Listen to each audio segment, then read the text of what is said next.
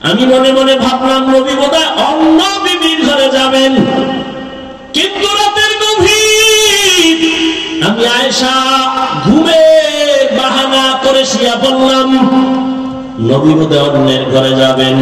হঠাৎ করে আমি খেয়াল করে দেখলাম আমি ঘুমের বাহানায় আছি, নবীজিরে দেখতেছি আমার হুজুরের পাশে রহমতের নবী নামাজে দাঁড়ায় গেলেন। মায়ের নবী কারো ঘরে আর গেলেন না, রহমতের নবী নামাজে দাঁড়াইলেন।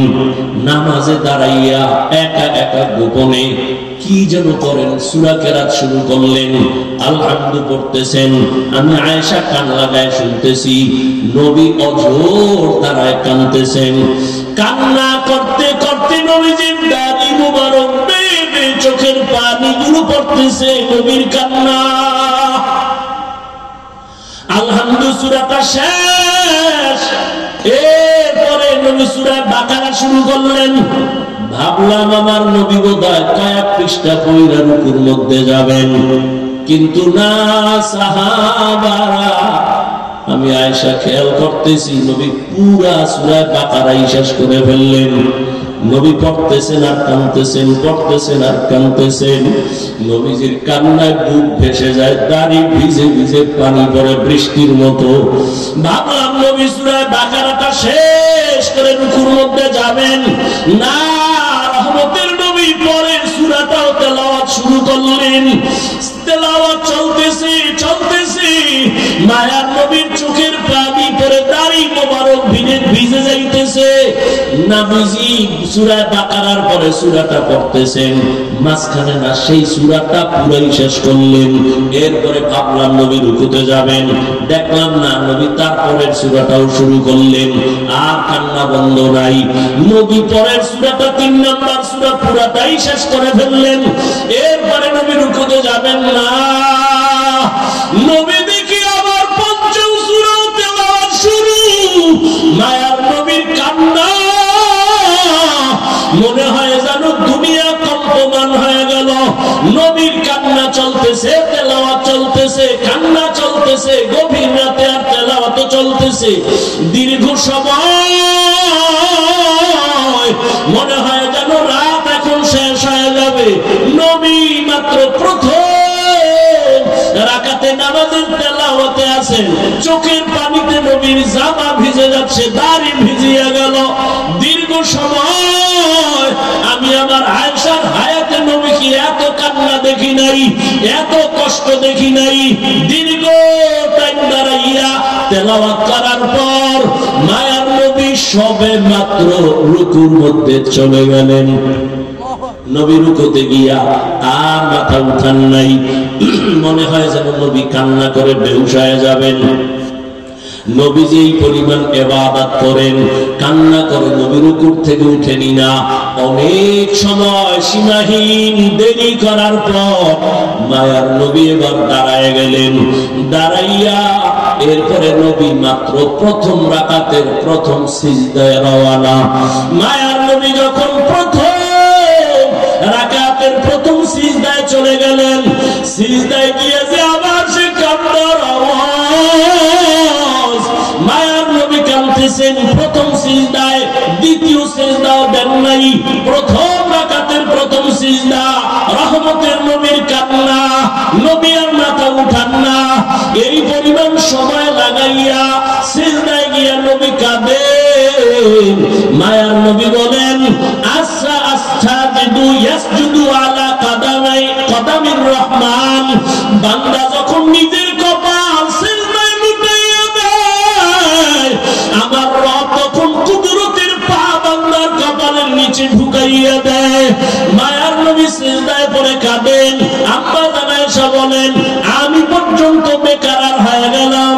মনে হয় নবীর এই নামাজ নবীর জীবনের শেষ, নবীর জীবনের শেষ নামাজ। নবীর সিজদার কান্না হঠাৎ করে শুনে পেছন থেকে বেলালের আওয়াজ। বেলাল ডাক দিয়ে কয়, ইয়া রাসূলুল্লাহ, আমি ফজরের আযান দেওয়ার জন্য চলে আসছি, তাড়াতাড়ি আপনি প্রস্তুতি গ্রহণ করেন, আযানের সময় কাছে কাছাকাছি চলে আসছে, ফজরের সময় অতি নিকটবর্তী। আম্মা জান বলেন নবী মাত্র প্রথম রাকাতে প্রথম সিজদায় এখনো কান্না।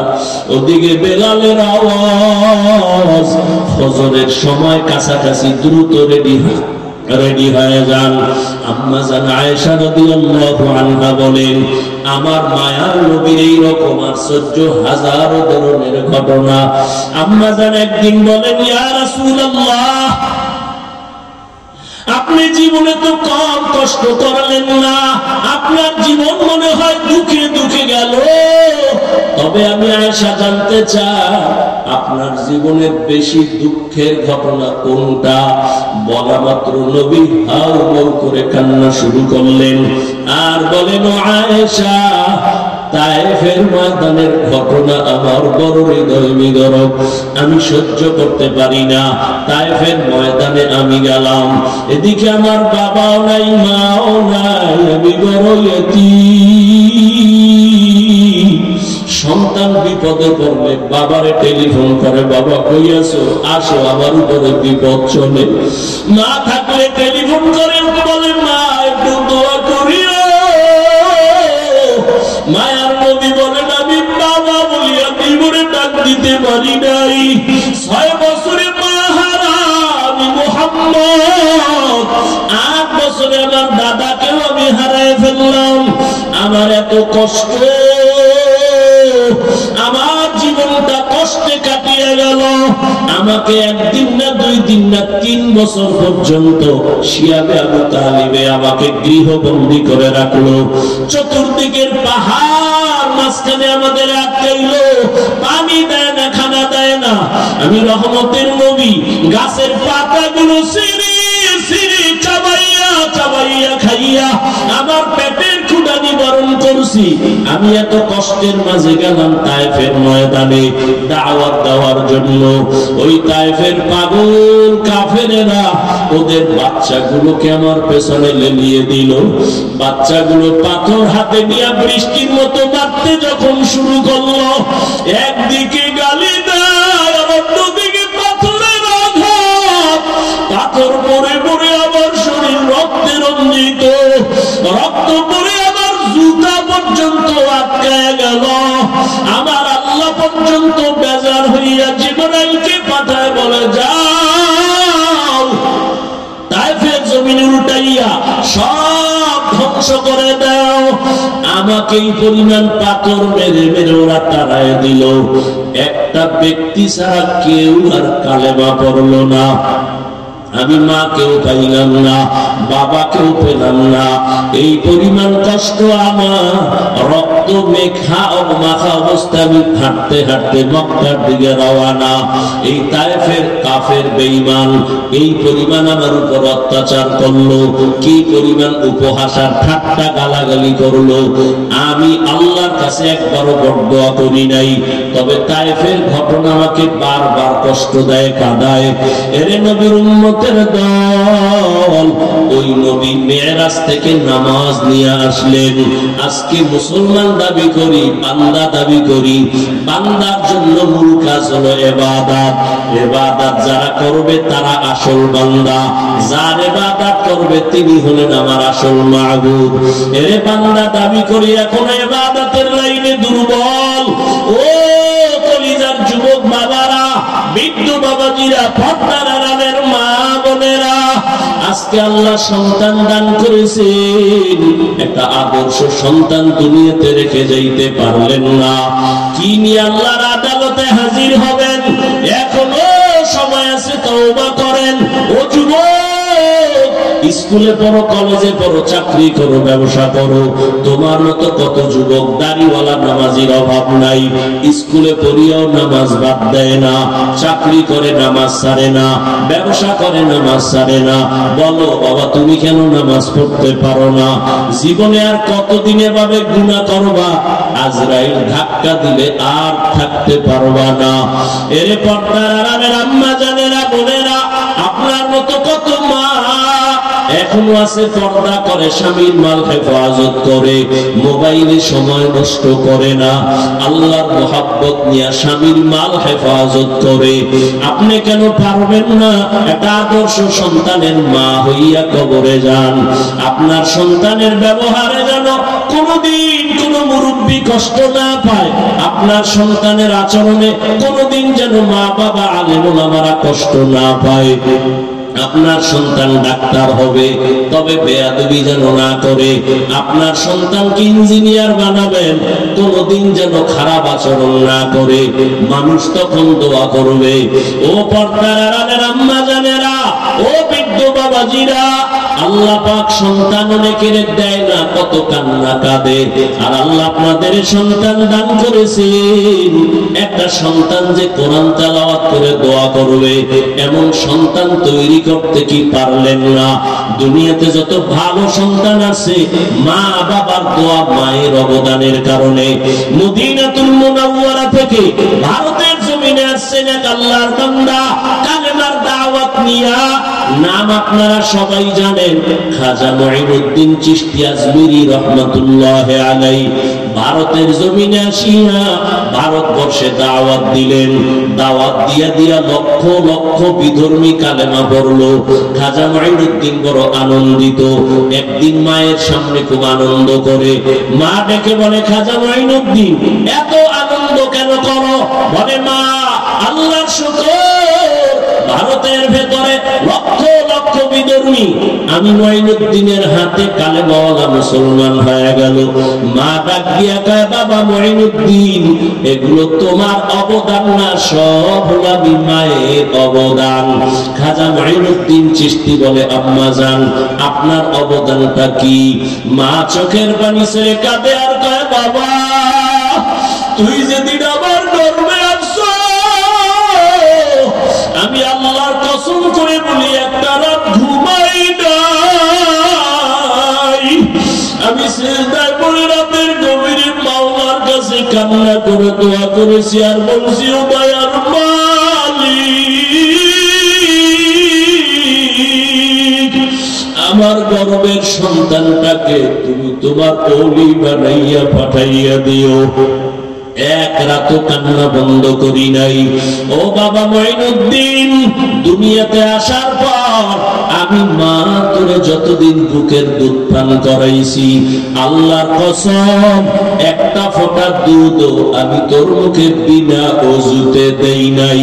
আমি ওযু সহকারে তোর মুখে দুধ দিয়েছি। বাবা আমার অবদান আর চোখের পানি না থাকলে তুমি কামিয়াব হতে পারতা না। ও আমার আদর্শ নগরের যুবক বাবারা, পায়ে হাত রেখে বলছি, রে বাবা, ওই মা বাবা যারা এখনো বেঁচে আছে, দোয়া দাও। আল্লাহর কসম, ওই মা বাবার চোখের পানি আর দোয়া ছাড়া আমি হাফিজুর রহমান এই চেয়ারে বসতে পারি নাই। ওই মা বাবার চোখের পানি আর দোয়া ছাড়া তুমি টাকার মালিক, বাড়ি গাড়ির মালিক হতে পারো নাই। ওরে এখনো যার মা বেঁচে আছে, দোয়া নিও। ওরে মোনাজাতের পরে অনেকে বাসায় চলিয়া যাবা, অনেকে গিয়া মা বাবারে ডাকবে, দরজা খুলবে। আর একদল এখানে কিছু আল্লাহর বান্দা আছে বড় ইয়তীম, আর জীবনে মা বলে ডাক দিতে পারবে না, আর জীবনে বাবা বলে ডাক দিতে পারবে না। সবাই যখন মা কইয়া ডাক দেয়, ওই যার মা নাই তার কলিজাটা ছিঁড়িয়া যায়। ওরে সন্তান যখন বাবা বলিয়া ডাক দেয়, যার বাবা নাই ওর কলিজাটা ছিঁড়িয়া যায়। ওরে একদিন ঈদের নামাজ পড়ি একটা যুবক কবরের কিনারায় দাঁড়ায় দাঁড়ায় কান্না করে। ও যুবক, ঈদের আনন্দ বাদ দিয়া কাঁদো কেন? বলে, গত ঈদে আমার মাথায় হাত বুলাইয়া দোয়া করেছে, আমার বাবারে পাশে নিয়ে নামাজ আদায় করেছিলাম। আজকে যখন ঈদের নামাজের জন্য ঘর থেকে বের হইতেছি, হঠাৎ আমার কথা মনে পড়ে গেল, আমার মা আমার মাথায় হাত দিয়া দোয়া করবেন। হঠাৎ মনে পড়িয়া দেখি মায়ের বিছানাটা খালি, আমার মা সাদা কাপড় জীবনে কবরে পড়ে আছে, আমার বাবাও নাই, আমি বড় ইয়াতীম।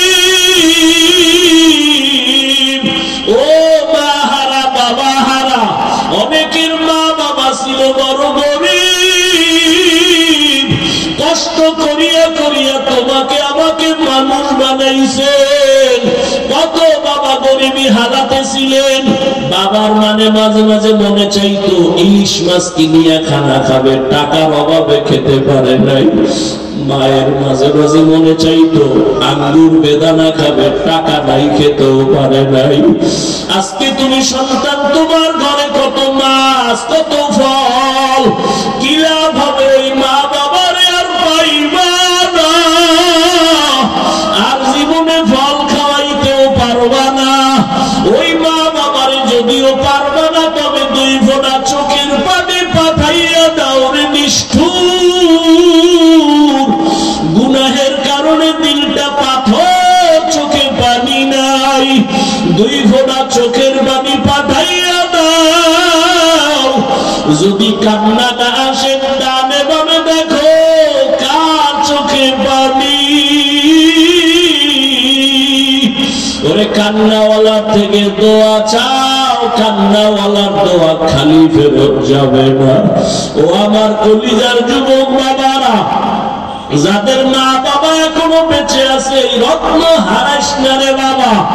এখনো পারলে ঘরে গিয়া মাকে বলিস, মা মাথায় হাত দিয়া দোয়া করিয়া দাও। তোমার দোয়া সারা জীবনে সফলতা আসবে না। মা, ওয়াজের প্যান্ডেলে কত মানুষের কাঁদতে দেখলাম, আমার কপাল বড় খারাপ, আমার চোখে পানি নাই। গুনাহের কারণে বুঝি আল্লাহ বেজার, তুমিও আমার উপরে বেজার। আজকে তওবা করে আছি, আর নামাজ ছাড়বো না, দাড়ি কাটবো না, বেপরদায় চলবো না, আর মুরব্বীদের সাথে বেয়াদবি করব না। মা, তুমি আমার মাথায় হাত দিয়া দোয়া করে দাও। যদি বলতে পারো, দেখবা মায়ের চোখে পানি চলে আসবে। মা ডাক দিয়া বলবে, বাবা। মাথায় হাত দিয়া ডাক দিব, আর সে আজিমের মালিক, আমার কলিজার সন্তানটাকে তুমি কবুল করে নাও। ওই মা বাবার দোয়া নিতে ভুল করিও না। যদি অন্যায় ভাবে কষ্ট দিয়া থাকো, গোপনে গিয়া ক্ষমা চাইও। শিক্ষকের দোয়া ছাড়া গাইতে পারবা না, কষ্ট দিয়া থাকলে দোয়া নিও ক্ষমা চাইয়া। আলেম ওলামার মনে আঘাত দিয়ে আগাতে পারবা না। যদি বিরোধিতা অন্যায় করো, বেয়াদবি করো, ক্ষমা চাইও। আসল মানুষ হইয়া কবরে যাও। কত চোখের সামনে আজকে কত আল্লাহর বান্দারা নাই। এই এলাকায় 11 সালে যখন আসছি, আমার ভাই ছিলেন আব্দুল মান্নান সাহেব, দুনিয়া থেকে চলে গেছেন। হাজী মনির সাহেব দুনিয়া থেকে চলে গেছেন। চোখের সামনে তাদের কত অবদান এই মাদ্রাসার পেছনে। আজকে আমি এখানে বয়ান করতেছি, তারা থাকলে কতই না তারা আনন্দ পাইতো। এক এক করে সবাই চলে গেছে। আগামী বছর বয়ান চলবে, হয়তো আজকে যারা আছি অনেকে আবার বিয়োগ হয়ে যাবে। কোন দিন আবার আজরাইল আসিয়া ডাক দেয়, রে যুবক, বেয়াদবি ক্ষমা চাই। ওরে আজান শুনিয়া মসজিদের দিকে দৌড়াও। ওরে মা বাবা থাকলে দোয়া দিও, মায়ের কষ্ট দিও না, বাবারে কষ্ট দিও না। ওরে মা বাবার কবরের কিনারা যাইয়া মাঝে মাঝে চোখের পানি ছেড়ে দোয়া করিও, রব্বির হামহুমা কামা রব্বায়ানি সাগীরা। মাঝে মাঝে কবরস্থানে গিয়া চোখের পানি ছাড়িও। ওরে আল্লাহর বান্দারা, তওবার নিয়ত করো, নামাজ যেন ছুটিয়া না যায়। জবানের কথায় যেন কেউ কষ্ট পাইয়া বদদোয়া না দেয়। আল্লাহ সবাইকে কবুল করে নেন, তওবাওয়ালা জিন্দেগি আমাদের দান করেন।